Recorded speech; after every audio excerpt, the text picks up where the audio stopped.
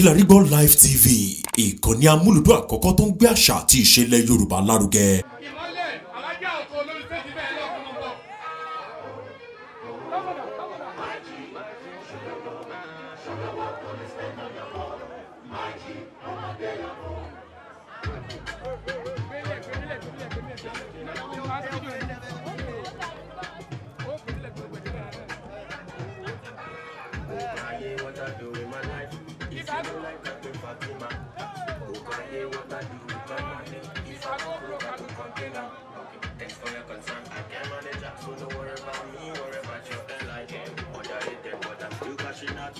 You say I get money by your face.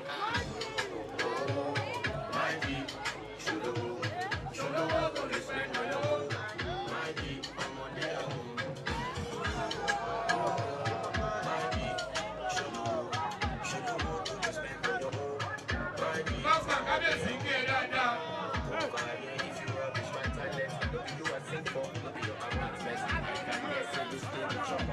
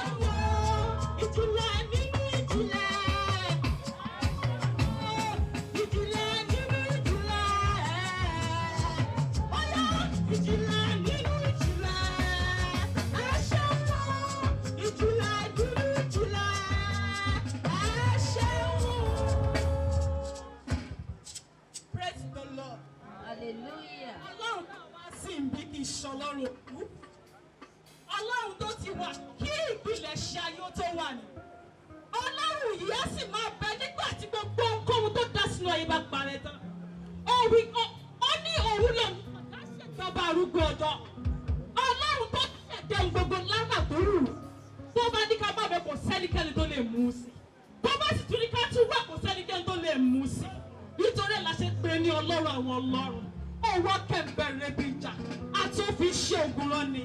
Ẹ wò ó, èmi ò ní ní kéèyàn dìde ọba yìí lọ o. Àmọ́ ìhà tó bá kọjá oníkálukú ni ó sọ bóyá ó yẹ ń dìde tàbí pé ó yẹ ń dìde. Àgbẹ̀ ọjà. Àgbẹ̀ ọjà.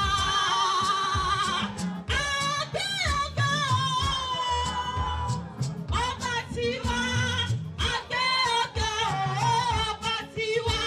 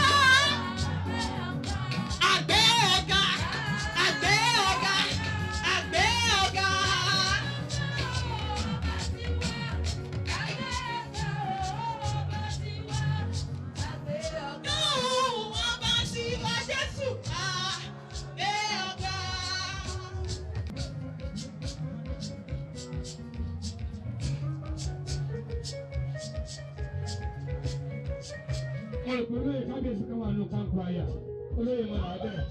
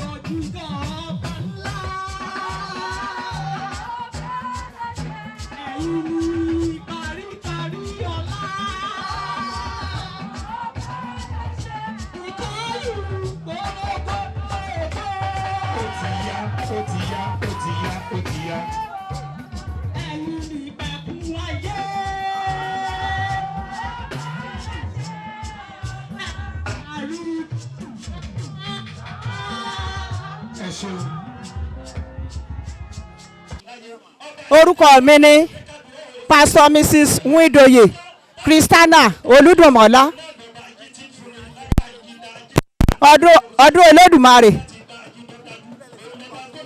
Ọdún yìí dáa pọ̀ torí mo láìkí ọba àṣẹ kò máa gbé òrìṣà ga Ọlọ́run ní gbé ga ni mo fi láìkí ọdún yẹn dùn pọ̀ ó sì dùn mọ́ àwọn onígbàgbọ́ káhùn ó dùn mọ́ wa nínú púpọ̀ torí ọ̀pọ̀lọpọ̀ ọba iná ní gbé òrìṣà ga ṣùgbọ́n ọba wa ní Ìwó kò gbé òrìṣà ga Ọlọ́run Elédùmarè iná ní gbé ga mo láìkí ọdún yìí púpọ̀.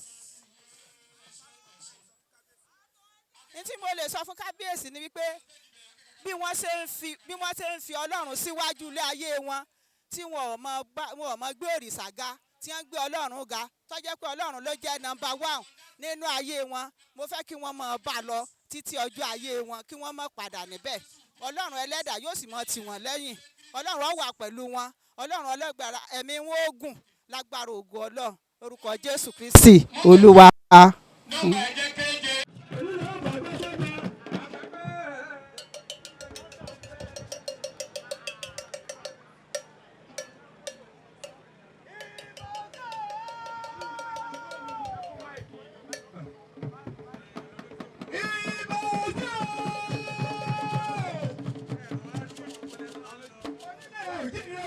Adire,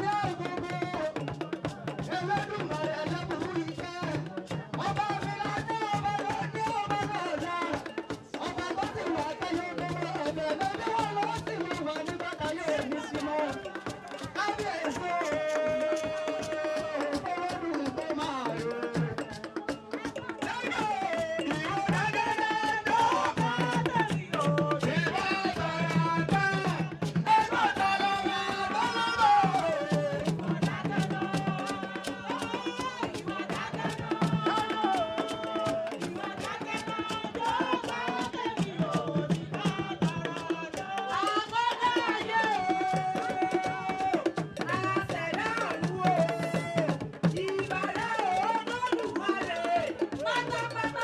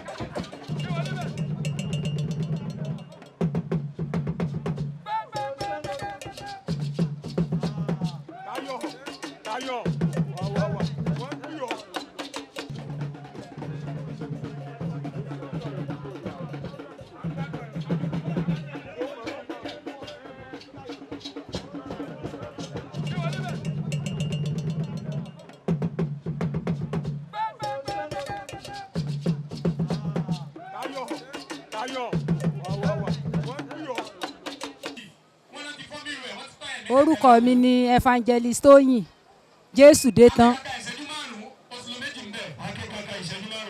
A dúpẹ́ lọ́wọ́ Ọlọ́run fún ọdún Olódùmarè tí kábíyèsí wa gbé kalẹ̀ nínú èyí tí ó sì rú ẹ̀ láàrin àwọn ọba àgbáyé.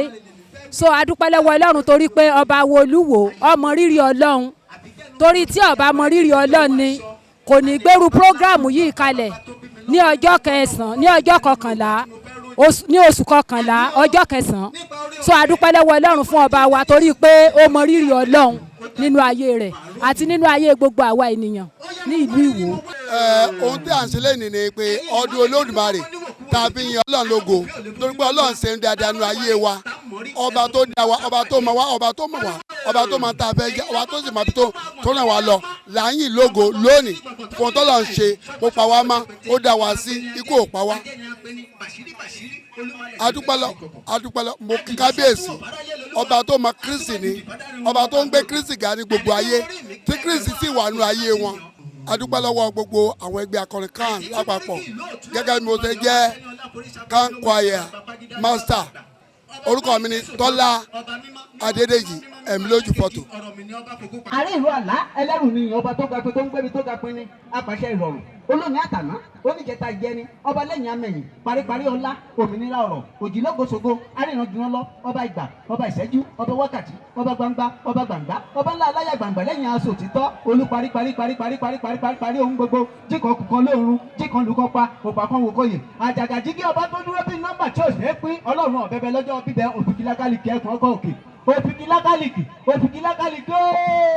ẹ̀kún ọkọ̀ ti fọ́lọ́mù ń ké sí òrùlé borí àjà bámúbámú bẹ̀m̀bẹ́ bí ojú bẹ̀m̀bẹ́ olóńgbò bí àrọ̀nì ògbìgbà tí ń gbalá ìdára olúgbanilọ́wọ́ ohun tí ń ṣe ni alápàdúpẹ́ ọba ògo ọlọ́run èlé kókókókókó lọ́jọ́ líle ọba mi ẹ̀rọ pẹ̀sẹ̀pẹ̀sẹ̀ lọ́jọ́ tútù òfìlì jírí kìtì nìkan àwọn ti gbọ́ngbá ọba tó kira rẹ̀ lákì kúndéré gbogbo ọba tó kira rẹ̀ lákì wo gbogbo Olúwo wò ọba tí sọ́jú tàjẹ́ kì í wò kóyè oribiti rábàbìtì ó iná gorí ilé fẹjú tó okòrìbìtì tí ń ṣàlàgbà pẹ̀sẹ̀ yagilala bí iná babalọ́jọ́ ewu gburugburu àdá ńlá sọmi jùkú ńbẹ lókèrè ọlọ́run ọba mi ìpínlẹ̀ sọ̀rọ̀ aláfúnfúngbò sóhun lọ́wọ́ rẹ̀ ọ̀tún aláfúnfúngbò sóhun lọ́wọ́ rẹ̀ òsì ọ̀run rẹ̀ jòkó sí Olúwa ayélujára ṣàkóso ìtìsẹ̀ ọ̀rọ̀ ní àmọ́ṣẹ́ bí ọ̀wàrà òjò ọba táàrí tí ń ṣe rírí ẹgbẹ̀rún ọdún kọ́ láyé ó dá mi lójú bí ọjọ́ kan níwájú ọlọ́run ọba wa ẹ̀yin ni lánàá ẹ̀yin ni lónìí ẹ̀yin ni lọ́la ẹ̀yin ni lọ́jọ́ gbogbo gbà ipá tó borí ipá ọlá tó borí ọlá agbára tó borí agbára ìmọ̀ tó borí ìmọ̀ òye tó borí òye ẹ̀rùjẹ̀ tí ń ba rẹ̀ lẹ́rù. onílé ọlá o ẹlẹgbẹ́ àpèjẹ ìràwọ̀ lórí gbogbo àgbègbè mẹ́rìndínlógóje ọ̀run ọba tó ti ń bẹ káyé tó máa bẹ òwà tó máa wà nígbà táyé òní wà mọ́ ó ti ń bẹ tipẹ́tipẹ́ látọdún rẹpẹtẹ sẹ́yìn ọba tó dá ní tẹ́nìkan kì í dá ọba tó mọ ní tẹ́nìkan kò lè mọ panápaná ọba tí gbàgádà wó lórí òfin kò gbàṣírú àwọn àṣírí àmọ́ òkú mọ̀ tẹ̀ ọba tó ní kọ́kọ́ ọmọ jẹ̀bù lọ́wọ́ ọba tó rọ ìlíṣà láṣọ agbára ológo mẹ́ta láyé olùtùnú ọba wa ògo ti bàbá ògo ti ọmọ ògo ti Ọlọ́run ẹ̀mí rírán ògìgbà àkàtà ọkàkà òkìkí ọba tó fojoojúmọ́ jẹ́rìí ara rẹ̀ kìkì ọlá kìkì ògo. ó ti ń káàkiri orílẹ̀ ayé eléyìí ó jẹ́ àkọ́kọ́ torí pé ọ̀pọ̀lọpọ̀ àwọn ọdún tá a rí tán máa ń ṣe ìsádàbọ̀yá kí káwọn èèyàn kan máa ṣe báyà bíi ọdún ọlọ́jọ́ ọdún Ògún ọdún Ìṣàngó àti bẹ́ẹ̀ bẹ́ẹ̀ lọ ṣùgbọ́n èyí ó ń ṣàfihàn pé ó yẹ kí a yà ọjọ́ kan pàtó sọ́tọ̀ èyí tẹ́ pé a lè máa yin Ọlọ́run ẹlẹ́dàá wa so ìyẹn ó fi hàn pé a mọ rírì oore èyí tí Ọlọ́run alààyè tó ṣe nínú ayé wa so lẹ́yìn tó àti lódodo kábíyèsí ọba Olúwo tilẹ̀ Ìwó ọba Abdulrasheed Adéwálé Àkànbí telu first so wọ́n ní àròjinlẹ̀ gan pẹ̀lú ohun tí wọ́n gbé kalẹ̀ yìí láti lè mú kí a wá ọjọ́ kan pàtó ètè pé a lè máa fi yin Ọlọ́run alààyè so ó ṣe pàtàkì lọ́pọ̀lọpọ̀ so mo gbé gbogbo òṣùbà mo gbé fún wọn pẹ̀lú èrò tí wọ́n ní lọ́kàn yẹn láti lè máa mú nǹkan ìwà sáyé adúpẹ́ ní ọwọ́ wọn Ọlọ́run jẹ́ kẹ́mi wọn ó gùn fún wa. Kilarigbo Live TV ìkànnì amúlùdún àkọ́kọ́ tó ń gbé àṣà àti ìṣẹ̀lẹ̀ Yorùbá lárugẹ.